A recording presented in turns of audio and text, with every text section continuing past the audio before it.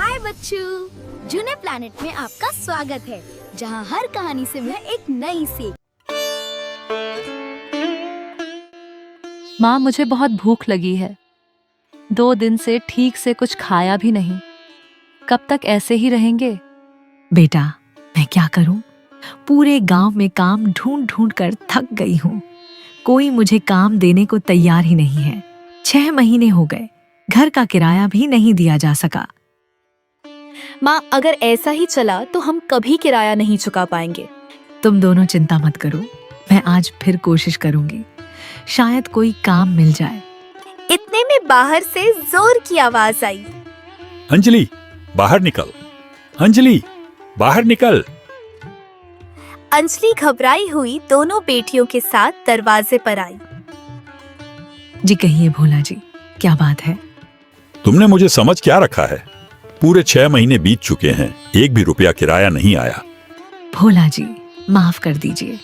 मैंने पूरे गांव में काम ढूंढा, लेकिन किसी ने नहीं दिया। बस 1-2 दिन और दे दीजिए, मैं आपके पैसे चुका दूंगी। 6 महीने से यही बात सुन रहा हूँ। अब आसमान से पैसे गिरेंगे क्या? निकल जा मेरे घर से।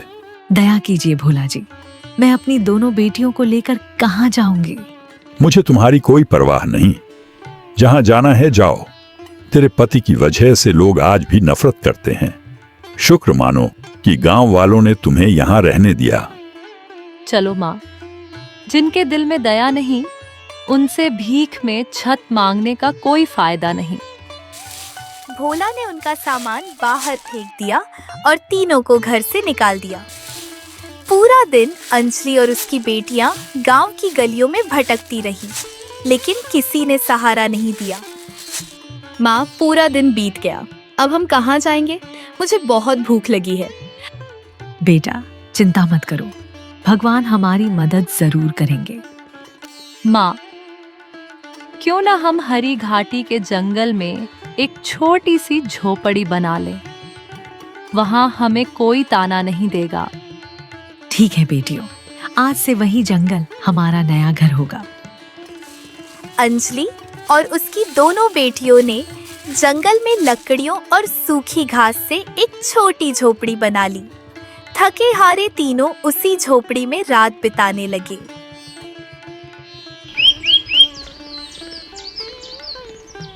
सुबह हुई। हरी घाटी के जंगल में बनी छोटी झोपड़ी में अंजलि और उसकी दोनों बेटियां जाग चुकी थीं। पेट में दर्द हो रहा था, लेकिन खाने को कुछ भी नहीं था। माँ, रोज रोज ये जंगली फल खाकर मन भर गया है। मुझे बाकी बच्चों की तरह गरम खाना खाना है। माँ, आज भी कुछ नहीं मिलेगा क्या? चिंता मत करो बेटियों, मैं अब भी गांव जाकर काम ढूंढती हूँ। आज जरूर कुछ मिल जाएगा। तुम दोनों यहीं रहना, कहीं मत जाना। अंजलि उम्मीद लेकर सुंदरपुर गांव की ओर चल दी। वह एक घर के दरवाजे पर पहुंची और धीरे से खटखटाया।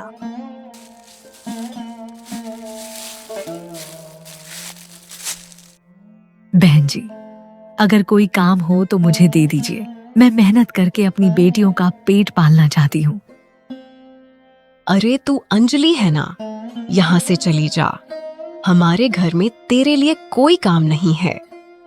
बहन, ऐसा मत कहो। मेरी 2 छोटी बेटियां भूखी हैं। यहाँ से जाती है या नहीं? नहीं गई तो पूरे गांव को बुलाकर तुझे भगा दूंगी। अंजलि की आंखों में आंसू आ गए। वह बिना कुछ कहे वहां से चली गई। उसने एक एक घर जाकर काम मांगा, लेकिन हर जगह उसे अपमान ही मिला। कोई भी उसकी मदद करने को तैयार नहीं था।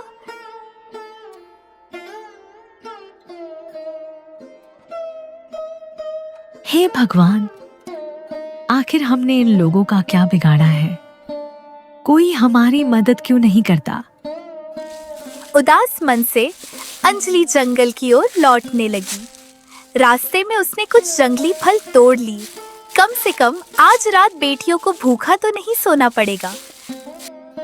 माँ आ गई, आज कोई काम मिला?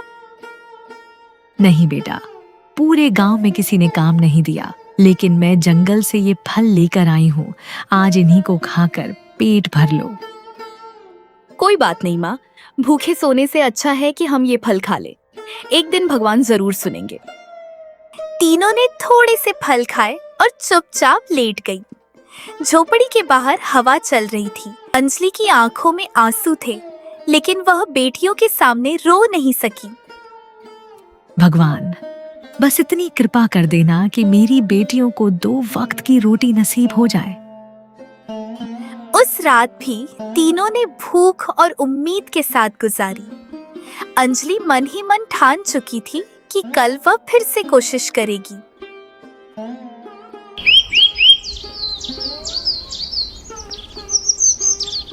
अगली सुबह अंजलि ने फिर से हिम्मत जुटाई। वह दोनों बेटियों से बोली, बेटियों, आज मैं रतन सिंह जी के पास जाऊंगी। शायद इस बार हमें काम मिल जाए। माँ, रतन सिंह तो बहुत कठोर इंसान है। उन्होंने पहले भी गांव वालों के सामने हमें अपमानित किया था। माँ, आप अकेले मत जाइए, हम भी आपके साथ चलेंगे। ठीक है, चलो तीनों साथ चलते हैं।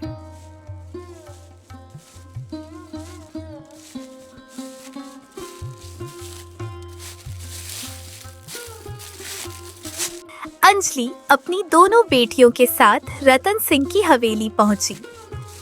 रतन सिंह जी, हम आपसे मदद मांगने आए हैं। अरे अंजलि, बता क्या बात है? जी, अगर आपके यहाँ कोई काम हो तो हमें दे दीजिए। मैं और मेरी दोनों बेटियां दिन रात मेहनत करेंगी। बस इतने पैसे दे देना कि हमारी 2 वक्त की रोटी चल जाए। ठीक है, मेरे खेतों में बहुत काम पड़ा है। तुम तीनों रोज सुबह आकर खेतों की सफाई और निराई कर देना। इसके बदले मैं तुम्हें अच्छे पैसे दूंगा। धन्यवाद रतन सिंह जी, आज आपने हमारी बहुत बड़ी मदद की है। लो, ये कुछ पैसे अभी रख लो। कल सुबह से काम पर आ जाना। और सुनो, अगर कभी और जरूरत पड़े तो बिना झिझक मेरे पास आ जाना। अंजलि की आंखों में आभार के आंसू आ गए। तीनों खुशी खुशी झोपड़ी की ओर लौटने लगे।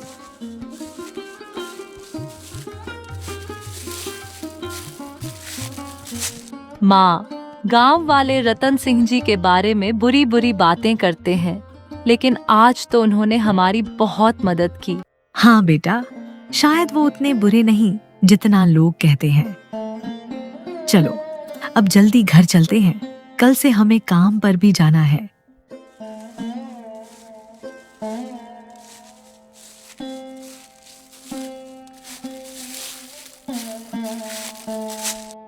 अगले दिन से अंजलि, प्रिया और सुमन रोज रतन सिंह के खेतों में मेहनत करने लगी। उनकी मेहनत रंग लाई। अब उन्हें 2 वक्त की रोटी नसीब होने लगी थी। झोपड़ी में थोड़ी सुकून की सांसें चलने लगी। माँ, अच्छा हुआ हमने जंगल में अपनी झोपड़ी बना ली। अब किराया भी नहीं देना पड़ता और मेहनत की कमाई बच भी जाती है। हाँ बेटा, ये सब भगवान की कृपा है। अगर रतन सिंह जी काम न देते तो हमें फिर भूखा रहना पड़ता। समय धीरे धीरे बीतने लगा। तीनों माँ बेटियां हरी घाटी की उस छोटी सी झोपड़ी में प्यार और मेहनत के साथ रहने लगी। पहली बार लंबे अरसे बाद उनके चेहरों पर मुस्कान दिखने लगी थी। कई दिन शांति से बीत गए थे। अंजलि और उसकी बेटियां खेतों में मेहनत करके अपनी झोपड़ी में सुकून से रह रही थी। लेकिन एक दोपहर अचानक आसमान में काले बादल घिर आए। माँ, देखो तो कितनी तेज हवा चल रही है। पेड़ भी जोर जोर से हिल रहे हैं। माँ, मुझे डर लग रहा है। बेटियों, अंदर आ जाओ, जल्दी से झोपड़ी में बैठो। थोड़ी देर में हवा एक भयानक आंधी में बदल गई। पेड़ों की टहनियां टूटने लगी, धूल उड़ने लगी और चारों तरफ अंधेरा छा गया। सुंदरपुर गांव में कई घरों के छप्पर उड़ गए और झोपड़ियां धराशायी हो गईं। अरे राम, मेरी तो पूरी झोपड़ी टूट गई। अगर ऐसी आंधी चलती रही तो पूरा गांव तबाह हो जाएगा। भोला जी, अब हम कहाँ जाएं? यहाँ रहने से जान भी खतरे में है। चलो जल्दी जंगल की तरफ चलते हैं। शायद वहां आंधी का असर कम हो। भोला और गांव के कई लोग भागते हुए हरी घाटी के जंगल पहुंचे। वहां आंधी का जोर कुछ कम था। काफी देर घूमने के बाद उन्हें दूर एक छोटी झोपड़ी दिखाई दी। देखो, वहां एक झोपड़ी है। चलो वहां जाकर मदद मांगते हैं। वे अंजलि की झोपड़ी के पास पहुंचे और दरवाजा खटखटाया।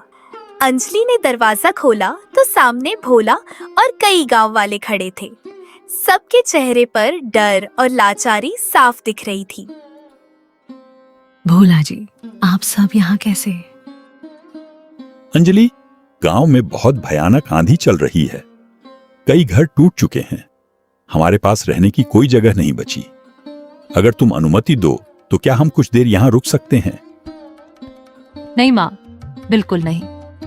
ये वही लोग हैं जिन्होंने हमें घर से निकाल दिया था। जब हम मदद मांगने गए थे तब इन्होंने हमें ठुकरा दिया था। अब इन्हें हमारी याद आ गई। हाँ माँ, इन्होंने हमें बहुत अपमानित किया था।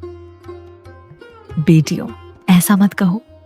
अगर हम भी इनकी तरह बन गए तो फिर हम में और इनमें क्या फर्क रह जाएगा? और फिर भोला की तरफ मुड़ी। भोला जी, ये झोपड़ी बहुत छोटी है, लेकिन मैं एक जगह जानती हूँ जहाँ आप सब आराम से रह सकते हैं। यहाँ से थोड़ा आगे एक गुफा है। वहाँ आंधी का असर नहीं पहुँचेगा। आप सब वहाँ चले जाइए। अंजलि, तुम हमें माफ कर दो। हमने तुम्हारे साथ बहुत अन्याय किया था। अभी माफी वॉफी की बात छोड़िए, पहले सुरक्षित जगह पहुंचिए। चलिए, मैं आपको रास्ता दिखाती हूँ। अंजलि ने गांव वालों को गुफा तक पहुंचाया।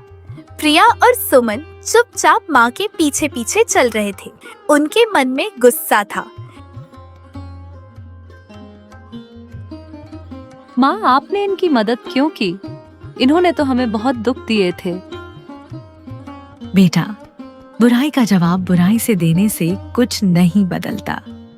कभी कभी माफी और मदद ही सबसे बड़ा जवाब होता है। आंधी की रात गुफा में गांव वाले सुरक्षित बैठे रहे और जंगल की छोटी झोपड़ी में अंजलि अपनी बेटियों के साथ बैठी हुई थी। दिल में दर्द था, लेकिन मन में शांति भी थी। आंधी थमने के बाद गुफा से निकलकर गांव वाले अंजलि की झोपड़ी के पास इकट्ठा हो गए। सबके चेहरों पर शर्म और पछतावा साफ दिख रहा था। अंजलि बहन, हमें माफ कर दो। हमने तुम्हारे साथ बहुत बड़ा अन्याय किया। बिना सच्चाई जाने तुमसे और तुम्हारी मासूम बेटियों से नफरत की। हाँ बहन, हमें माफ कर दो। आज समझ आया कि असली इंसानियत क्या होती है। माफी की बात छोड़िए, लेकिन आज आपको मुझे एक बात जरूर बतानी होगी। मेरे पति विजय ने आखिर ऐसा कौन सा अपराध किया था कि पूरा गांव उनसे इतनी नफरत करता था? सब चुप हो गए। कोई कुछ बोलने की हिम्मत नहीं जुटा पा रहा था। तभी एक बूढ़ा व्यक्ति धीरे धीरे आगे बढ़ा। वह गोपाल था। बस करो, एक भी झूठ आगे मत बोलो। विजय चोर नहीं था, वह तो बहुत ईमानदार और नेक इंसान था। गोपाल, इतने साल बाद पुरानी बातें क्यों उगाड़ रहे हो? नहीं भोला, आज सच सबके सामने आएगा। लगभग 20 साल पहले सुंदरपुर के प्राचीन देवी मंदिर से गहने चोरी हो गए थे। लोगों को शक विजय पर हुआ, लेकिन असल में वह निर्दोष था। गोपाल की बात सुनकर अंजलि और उसकी बेटियां चौंक गईं। प्रिया और सुमन माँ के पास खड़े होकर सब सुन रहे थे। गोपाल काका, साफ साफ बताइए, आखिर सच क्या है? विजय मेरा सबसे अच्छा दोस्त था, लेकिन कुछ लोगों के लालच और साजिश की वजह से उस पर झूठा इल्जाम लगा दिया गया। गांव वालों ने गुस्से में आकर उसे बहुत बुरी तरह सजा दी। वह निर्दोष था, लेकिन कोई उसकी बात सुनने को तैयार नहीं था। तो मतलब मेरे पिताजी ने कोई गलती नहीं की थी? बिल्कुल नहीं बेटी, विजय ने कभी चोरी नहीं की। असली दोषी कोई और था और वह आज भी गांव में आराम से घूम रहा है। गोपाल की बात सुनकर पूरे माहौल में सन्नाटा छा गया। अंजलि की आंखों में आंसू आ गए। इतने सालों तक वह और उसकी बेटियां एक झूठ की सजा भुगतती रही थी। गोपाल काका, असली दोषी कौन है? आज सबके सामने नाम लेकर बताइए। असली दोषी वही है जिसने विजय पर झूठा इल्जाम लगवाया था, रतन सिंह। नाम सुनते ही सबकी निगाहें रतन सिंह की तरफ उठ गई। रतन सिंह का चेहरा अचानक पीला पड़ गया। प्रिया और सुमन माँ के पास खड़े होकर यह सब सुन रहे थे। इतने सालों बाद पहली बार उन्हें अपने पिता की सच्चाई पता चली थी। रतन सिंह, क्या यह सच है? रतन सिंह कुछ नहीं बोल पाया। गोपाल की बात ने पूरे गांव को हिला दिया था। सच्चाई अब सामने आने ही वाली थी। गोपाल, तुम झूठ बोल रहे हो। इतने साल पुरानी बातें क्यों दोहरा रहे हो? मैं झूठ नहीं बोल रहा। उस रात तूने ही विजय को मंदिर के गहनों की चोरी का झूठा इल्जाम लगवाया था और मैंने भी कुछ पैसों के लालच में चुप रहने की गलती की थी। आज मुझे अपने उस पाप का प्रायश्चित करना है। इतने में भोला आगे बढ़ा।